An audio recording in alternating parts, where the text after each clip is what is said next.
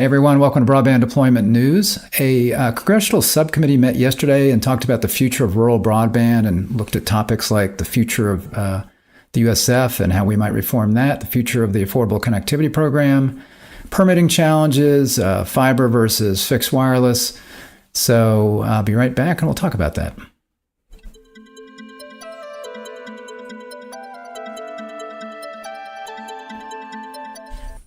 Thanks for joining me. Rick Husey here with Broadband Deployment News. So wanted to talk about this. This was, I'm going to read through this article, and then I watched this Congressional Subcommittee hearing, and I made for you, did some work for you. So that's why it's late today on a Friday. I went through the video, and I went ahead and made some links to what I thought were some of the more interesting parts and highlights in that. So you can just click over and watch that. So you don't need to watch the whole thing if you want to see everything that was presented there, at least mostly everything that was presented there. So again, this is a story here in US Telecom. Congress hears testimonies on disruptive barriers to BEAD deployment. It wasn't just about that, but the story mentions a few of those things. So, and I'm not going to read through this whole story either. It talks about the BEAD program, some of the guests. For example, US Telecom CEO Jonathan Spalter was one of the guests, and he spoke against the BEAD's letter of credit requirement, and I believe that was in his opening statements, if I recall.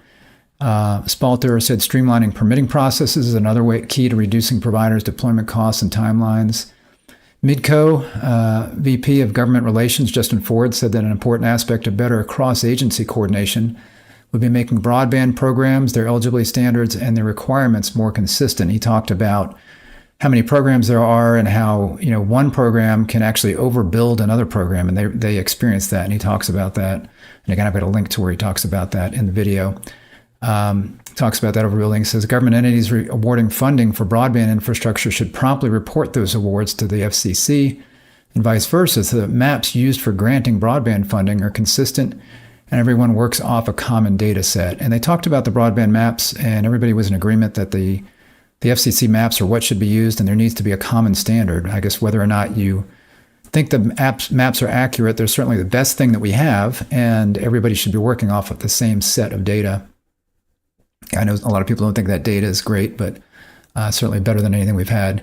Forde noted the NTIA has imposed other disruptive regulatory requirements as a condition of participation in federal programs. He pointed to rate regulation, wholesale access, net neutrality, and affordability as some of those requirements.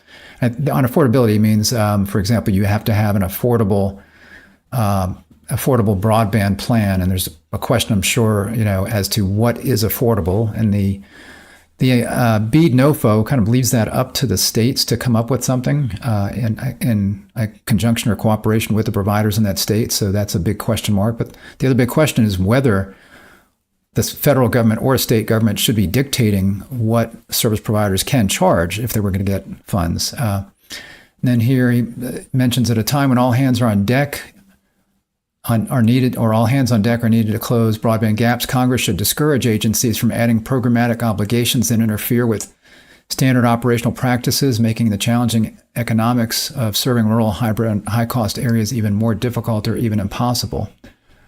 Then there was Scott Wallsten, Dr. Wallsten, who's president of the Technology Policy Institute. He said, he pointed to research that showed consumers value more bandwidth a lot at first, but then less and less. Particularly, he said, while a 10 meg connection is much more valuable than a 1 meg connection, a 1 gig connection is only somewhat more valuable than a 100 meg connection. And I understand that. The point he's making is, and I was talking about this yesterday when I was talking about Starlink and why people love Starlink. They love Starlink because they're in an area that maybe has 1 meg or 2 meg or something less than 10 meg or maybe even 10 meg. And suddenly they get Starlink, which, maybe they're getting 70, 100 meg, maybe 120, and they are just thrilled because suddenly their broadband is great. They don't need a gig. They don't know that they need a gig. Maybe somebody would tell them they need a gig if they were in their area and selling that, but they don't necessarily need it. So his point there, I think, is a good one, that what he was trying to say was that even though we can do a gig or 10 gigs or 25 gigs in an area, that doesn't mean people need it or you have to provide it. You could provide lower cost plans, lower speeds, and people would be just fine with that. So again, I've linked to this article. So in the description of this video, I linked to this article, and then I also linked to the video and not just the video, but I've got timestamps basically here with the description. So this obviously is not in the YouTube video because it would probably be showing my video right now going on. So this is just what I have in the description of the video.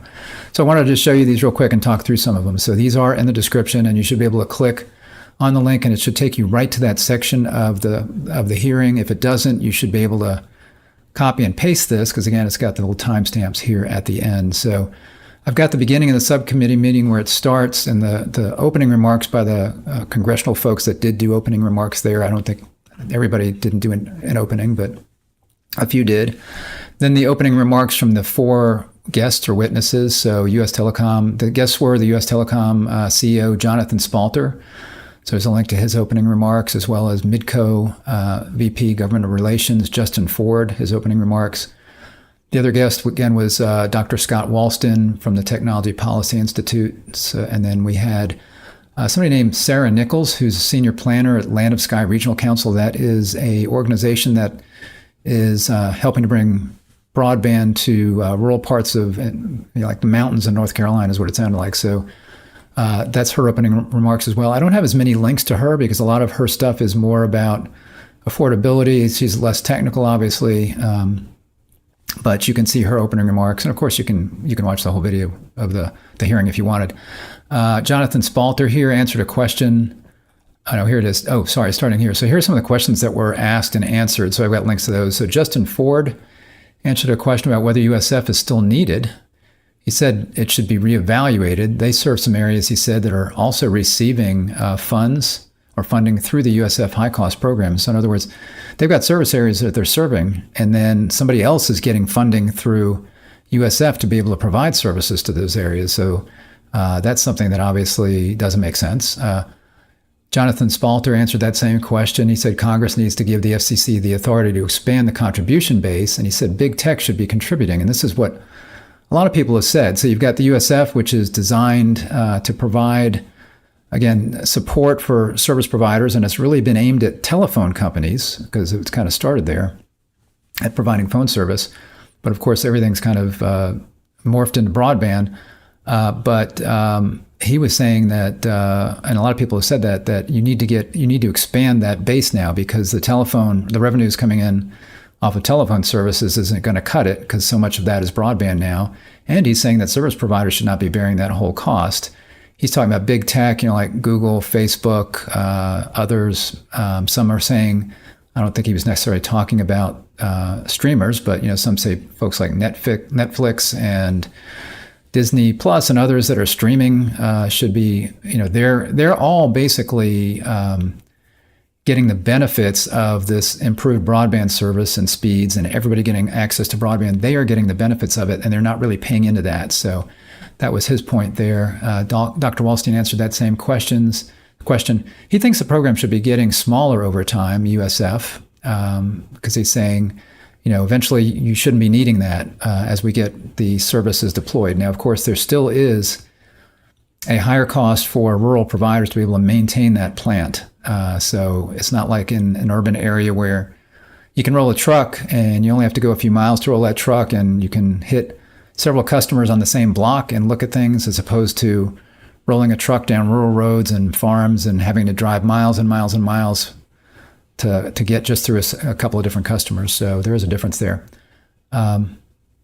Spalter, Forde, and Wallsten answered a question as to whether we need both the Lifeline program and the ACP for broadband affordability. There was a lot of talk about the ACP. Most of the Congress people were talking about it and saying how great it was for their constituency.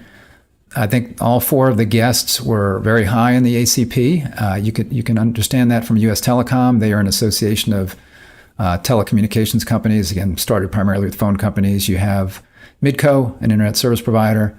You have somebody in North Carolina who's interested in affordability. You've got the doctor there who was talking about these. Now, he kind of felt like the ACP should be funded by Congress. It should be publicly funded, and the way it is now. And actually, I'm sorry, he was saying the USF should be funded that way. ACP is funded that way, so he was saying USF should be funded that way. So the ACP got a lot of play, and like I was saying, everybody liked that. If you're an internet service provider or an association of providers, you like the ACP because it's more customers for you. You can provide free service to somebody. It's a lot easier to sell free service to somebody. So if you have a low-cost plan that's $30, somebody can sign up. It won't cost them anything. Or you can give them $30 towards a higher price plan. So yeah, they love it. And obviously those people that are interested in their constituency, they love to provide that. So my concern has been it's taxpayer money. And my concern is, are we limiting that to people who really need it? Because as I've mentioned in the past, I believe it's 4 out of every 10 households actually qualify for the ACP. So almost 40% of the households in the country can get it. So I'm thinking that we could probably limit that to people that actually really need it more so, and then those funds could go further, and it would be less of a burden on those that are paying taxes that would then have to be funding that. I've also said that I don't think it should be publicly funded. I think it should be something that, like the USF, is funded through broadband kinds of fees. Those, that kind of thing, where those who can afford broadband are paying for it. What else do we have here? So Jonathan Spalter, he answered a question about how the existing pole attachment loopholes have delayed broadband deployment. He gave a couple of specific, 1 or 2 examples.